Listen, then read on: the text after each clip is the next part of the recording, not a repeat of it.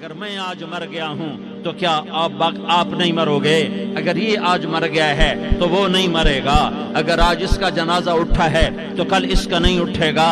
اگر مزدور مر گیا ہے تو کیا بادشاہ نہیں مرے گا؟ اگر وزیر مر گیا ہے تو کیا فقیر نہیں مرے گا؟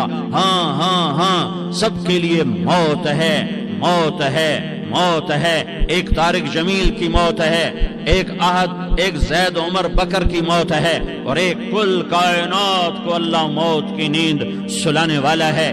اذا زلزلت الارض زلزالہا، زمین میں زلزلہ، اذا السماء انفطرت، آسمان کی موت، وَإِذَا الْكَوَاكِبُ انتثرت، ستاروں کی موت، وَإِذَا الْبِحَارُ سُجِّرَتْ، سمندروں کی موت، اذا الشمس كُوِّرَتْ، سورج کی موت، وَإِذَا النُّجُومُ انكَدَرَتْ، ستاروں کی موت، وَإِذَا الْجِبَالُ سُيِّرَتْ، پہاڑوں کی موت، وَإِذَا الْعِشَارُ عُطِّلَتْ، جانوروں کی موت، وَإِذَا الْبِحَارُ سُجِّرَتْ، سمندروں کی موت، وَيَوْمَ تَشَقَّقُ السَّمَاءُ بِالْغَمَامِ وَنُزِّلَ الْمَلَائِكَةُ تَنزِيلًا۔ ساری کائنات کو موت دینے والا ہے اور خود موت سے پاک ہے۔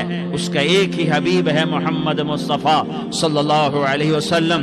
اسے فرمایا عِش ما شئت، میرے حبیب جتنی زندگی لینا چاہتے ہو میں حاضر ہوں دینے کو، لیکن میری ایک بات یاد رکھو، فَإِنَّكَ مَيِّتٌ، موت تجھے بھی آئے گی۔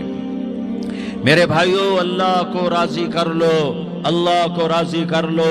مسلمان ہونا بہت بڑی دولت ہے۔